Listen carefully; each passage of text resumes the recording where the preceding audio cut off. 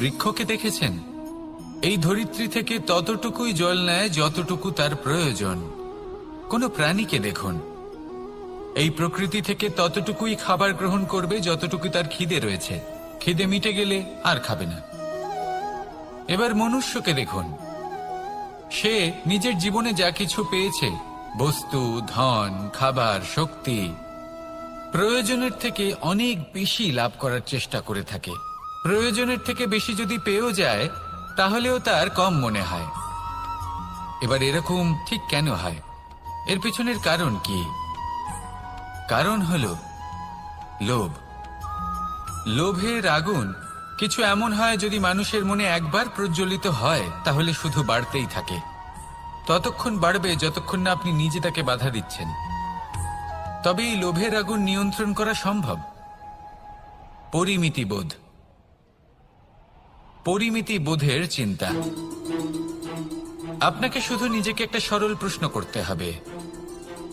যখনই মনের মধ্যে কোনো বস্তুর প্রতি, শক্তির প্রতি, ধনের প্রতি, ভোজনের প্রতি লোভ বেড়ে যায়, নিজেকে প্রশ্ন করুন, এটা কি আমার কাছে ততটাই প্রয়োজনীয় যতটা একটা বৃক্ষের কাছে জল, যতটা একটা প্রাণীর কাছে ভোজন? এটা কি ততটাই প্রয়োজনীয়? যদি উত্তর না হয় তাহলে নিজেকে সেখানেই বাধা দিন। সেই ভাবনা সেখানেই ত্যাগ করুন, কারণ সেটাই হলো লোভ।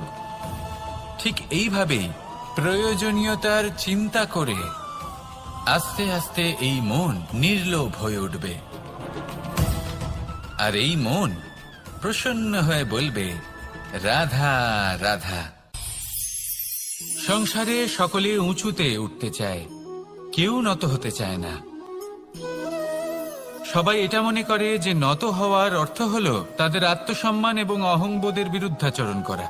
তাদের মনে হয় যে যদি আমরা নত হই, সংসার আমাদের দুর্বল মনে করবে, তাদের শৌর্য এবং তাদের ব্যক্তিত্বের অপমান হবে। কিন্তু এটা কি সত্যি? প্রত্যেকবার নত হওয়ার অর্থ কি সম্মানহানি হওয়া?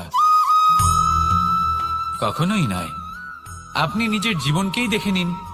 আপনার কোনো অমূল্য জিনিস যদি নিচে পড়ে যায় তাহলে তাকে কিভাবে তোলেন? সেই বস্তুকে তোলার জন্য আপনাকে নত হতেই হবে। আপনি বড়দের আশীর্বাদ কিভাবে লাভ করেন? আপনি নত হয়ে তবেই তাদের আশীর্বাদ লাভ করতে পারেন, তাই না? ভেবে দেখুন, আপনি একটা পথে হাঁটছেন, আপনি দেখতে চাইছেন যে আপনি সঠিক পথে হাঁটছেন কিনা, পায়ের নিচে কাঁটা পড়ে আছে কিনা। কিভাবে দেখবেন? আপনাকে সেই মাথা নত করেই দেখতে হবে। এর অর্থ কি? অর্থ খুব সহজ। প্রত্যেকবার নত হওয়া অনুচিত নয়, সেটা কোনোভাবেই সম্মানহানি নয়। পরিস্থিতি অনুসারে এবং যেখানে প্রয়োজন আপনি নত হতে শিখে গেলে আপনি অনেক কিছুই লাভ করতে পারবেন। জ্ঞান, মান, গুণ, বিশ্বাস। সেই জন্য প্রয়োজন এবং পরিস্থিতি অনুসারে নত হতে শিখুন, এতে অনুচিত কিছুই নেই। আত্মসম্মান থাকা অত্যন্ত প্রয়োজনীয়, কিন্তু তা যেন কখনো অহংকারে পরিণত না হয়। এই বিষয়ে অবশ্যই নজর রাখবেন এবং আমার সাথে ভালোবেসে বলবেন, রাধা রাধা। মানুষের জীবন দেখলে এতে সংকটও আসবে, বিপদও আসবে, অনেক সমস্যাও আসবে। কখনো কখনো এমন সময় আসবে যখন আমাদের আপনজনের থেকে সাহায্য চাইতে হয়। আমরা সাহায্য চাই আর তারা সাহায্য করেও দেন, আমাদের সংকট থেকে মুক্তও করে দেন। কিন্তু যখন এই সময় বদলে যায়, যখন সুখের সময় আমাদের জীবনে আসে, তখন আমাদের মনে একটা অহংবোধ জেগে ওঠে। মনে হয় উপকার আবার কি? সেই ব্যক্তি সাহায্য করেছিলেন তাতে কি? উনি তো নিজের কর্তব্য পালন করছিলেন। সেই ব্যক্তি আমাদের ধন দিয়েছিলেন যখন প্রয়োজন ছিল, তো আমরা সেই ধন তো ফিরিয়ে দিয়েছি, উপকার কিসের? এই ভাবনা অনুচিত। যদি কোনো ব্যক্তি আপনাকে সাহায্য করে থাকে যখন কেউ করেনি, যখন আপনার সবথেকে বেশি প্রয়োজন ছিল, সেই সাহায্য অমূল্য, আর সেটা উপকারী বটে। যদি কেউ উপকার করেন তাহলে বিনম্র চিত্তে ভালোবেসে আজীবন তার উপকারের প্রতি কৃতজ্ঞ থাকুন। কারণ সত্যি কথা বলতে এই সংসারে উপকার করার মতো ব্যক্তি খুব কম রয়েছেন, আর উপকারীর কথা মনে রাখেন এমন কৃতজ্ঞ ব্যক্তি আরো কম। সেই জন্য জীবনে কৃতজ্ঞ থাকুন আর আমার সাথে ভালোবেসে বলুন, রাধা রাধা। জ্ঞান এবং অহংকার, এই দুইয়ের মধ্যে সম্পর্ক কোথায়? সম্পর্ক ঠিক সেরকম যেরকম হাত এবং কাকনের, যেমন চোখ এবং দৃষ্টির সম্পর্ক। এবার আপনি বলবেন, আমি কি বলছি? জ্ঞান এবং অহংকারের এমন সম্পর্ক কি করে হতে পারে? দেখুন, যে ব্যক্তি জ্ঞানী, যার কাছে জ্ঞান রয়েছে এবং তিনি জানেন যে তার কাছে জ্ঞান রয়েছে, তার মধ্যে নিজে থেকেই অহংবোধ জাগ্রত হয়। খুব কম সংখ্যক এমন জ্ঞানী ব্যক্তি আছেন যারা নিজেদের অহংকারের বিষয়ে আঁচ করতে পারেন। প্রকৃত জ্ঞানী হলেন তিনি, যিনি নিজের জ্ঞানের সদ্ব্যবহার করে অহংকারকে দূর করেন। উচিত সময়ে বুঝে যান, নিজের অন্তর যাচাই করে এই বিষয়টা দেখেন যে তার অন্তরে অহংবোধ জাগ্রত হচ্ছে এবং নিজেকে সেখানেই থামিয়ে দেন, যাতে অহংকারের পথে তিনি অগ্রসর না হয়ে যান। এই অহংকার কখন উচিত, কখন অনুচিত, কখন প্রয়োগ করা উচিত, উচিত নয়, কখন বাধা দেওয়া উচিত, এটা শেখা অত্যন্ত প্রয়োজনীয়। আর যদি এটা আপনি শিখতে পারেন, তাহলে আপনি একজন জ্ঞানীও হয়ে উঠবেন এবং সুখীও থাকবেন। তাই মনে রাখবেন, এই জ্ঞান নিয়ে কখনোই অহংকার করবেন না, বরং সবসময় নিজের অহংবোধের বিষয়ে প্রকৃত ধারণা রাখবেন। আসুন আমার সাথে ভালোবেসে বলুন, রাধা রাধা। আপনি অবশ্যই কোনো গাছ দেখে থাকবেন যেখানে অনেক ফল রয়েছে। সেই গাছের ডালগুলি নিজে থেকেই নত হয়ে যায়। কেন? যাতে মানুষ, প্রাণী, এরা সকলে যাতে সেই ফল খুব সহজে গ্রহণ করতে পারেন।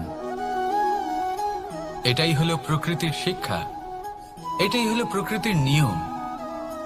মানুষেরও কিছুটা এরকমই হওয়া উচিত। যদি আপনি সাফল্যের চরম সীমায় পৌঁছে যান, সততা ছাড়া আপনি যে কাজই করুন না কেন, উচিত সময় তা সম্পূর্ণ হবে না, আর মনোবাঞ্ছিত ফল আপনি কখনোই পাবেন না। তাই যে কাজই আরম্ভ করুন না কেন, সততার সাথে এবং অখণ্ড প্রচেষ্টার সাথে করুন। তখনই কর্ম এবং তখনই এই জীবন সফল হবে এবং এই মন প্রসন্ন হয়ে বলবে, রাধা রাধা। বিন্দু বিন্দু জলেই সাগর নির্মাণ হয়। এবার এই কথা আমরা সকলে জানি। আপনি কি এই কথাটা জানেন যে ছোট ছোট সুখের দ্বারাই বড় সুখ লাভ করা যায়? একজন বাবাকে দেখুন, সন্তানের জন্ম থেকে তার যুবক হওয়া পর্যন্ত তার সাথে ছোট ছোট সুখ যাপন করেন। এই ছোট ছোট সুখগুলি তাদের প্রেমের সম্পর্কে গভীরতা নিয়ে আসে এবং প্রেমের এই গভীরতা তাদের জীবনে বড় সুখ নিয়ে আসে। এটা ঠিক সেই রকম যেরকম বিশাল এক সমুদ্রে, গভীর এক সমুদ্রে অমূল্য রত্ন খুঁজে পাওয়া যায়। এটাও ঠিক সেই রকমই। সেই জন্য জীবনে বড় বড় সুখের খোঁজ করতে গিয়ে সময় নষ্ট করবেন না।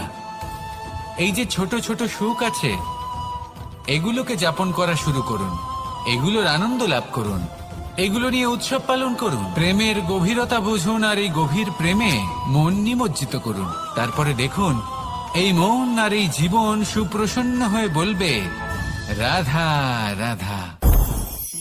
কথায় আছে, অন্ধকারে প্রদীপ প্রজ্বলিত করলে চতুর্দিক আলোকিত হয়। কিন্তু যদি এই প্রদীপ আমি সূর্যের আলোর সম্মুখে সকালবেলায় প্রজ্বলিত করে রেখে দিই, তাহলে কি হবে?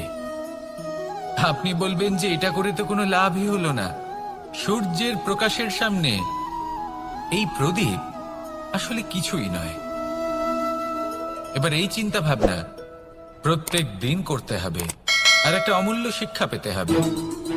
মনে করুন যে আপনি মহাপুরুষের সামনে বসে আছেন, কোনো মহাজ্ঞানীর সামনে। তাহলে সেই ব্যক্তির সামনে নিজের জ্ঞানের প্রদীপ প্রজ্বলিত করবেন না, নীরব থাকুন আর সেই ব্যক্তির সূর্যের প্রকাশের মতো জ্ঞান প্রাপ্ত করুন। যতটা পারবেন জ্ঞান লাভ করুন। যদি এমন কোনো সময়, এমন কোনো স্থানে আপনি আছেন যেখানে চতুর্দিক অন্ধকার, কারোর কাছেই জ্ঞান নেই, সেখানে নিজের জ্ঞানের প্রদীপ প্রজ্বলিত করুন।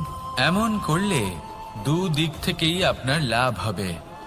আপনার জ্ঞান প্রাপ্তিও হবে, আর জ্ঞানের সঠিক প্রয়োগও করতে পারবেন। আর এই মন প্রসন্ন হয়ে বলবে, রাধা রাধা।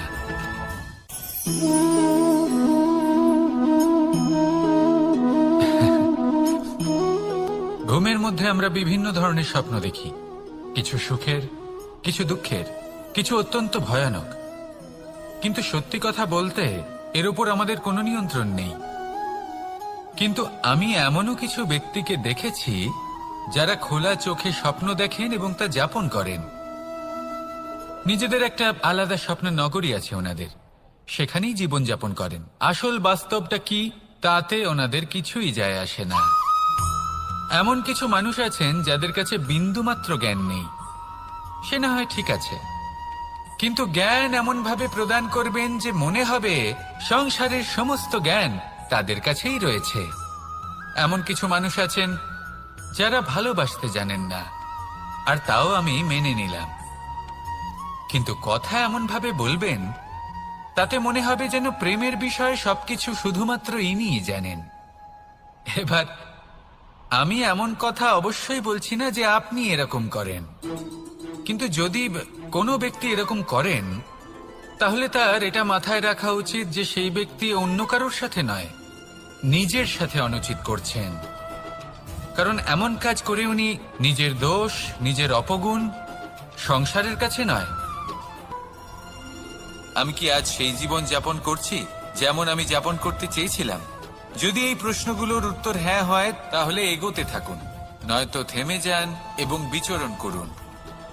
মনে রাখবেন, এই সংসার অত্যন্ত জটিল আর এতে হারিয়ে যাওয়া অত্যন্ত সরল। সেই জন্য নিজে থেকে বারবার থামা এবং জীবন চিন্তন করা অত্যন্ত আবশ্যক।